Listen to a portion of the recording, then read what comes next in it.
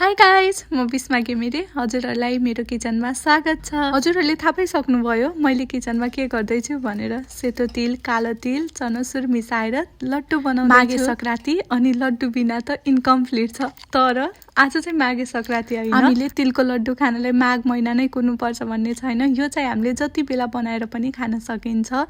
सेतो तिल, कालो तिल अनि चनासुर चाहिँ शरीर दुखेको ठिक हुन्छ भनेर थोरै मात्र मिक्स गरेकी थिएँ। घरमा थोरै थियो अनि आफूलाई जुन मनपर्छ त्यो नै ड्राई फ्रुटहरू राखेर मजाले हल्का रोस्ट गर्ने अनि भेली पकाएर पहिला चाहिँ छान्नुपर्छ, किनभने अति नै माटो हुन्छ। अनि त्यो भेलीलाई छानिसकेपछि फेरि मजाले पकाउने घिउ राखेर अनि ल्वाङ सुकमेल चाहिँ आफ्नो टेस्टको लागि राख्ने अनि त्यो तिलमा मिक्स गरिदिने। त्यो भेली मजाले पाकिसकेपछि अनि हातमा घिउ लगाउँदै अलि तातो तातोमै बनाउनु पर्छ कि नाइ भने चाहिँ त्यो अलि डल्लो पर्न गाह्रो हुन्छ।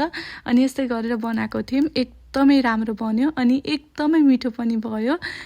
जाडो महिनामा सधैँ एक-एकवटा दुई-दुईवटा हामीले जति पनि खान सकिन्छ। Bye bye guys, thank you for watching. मेरो भिडियो हेरिराख्दिनु।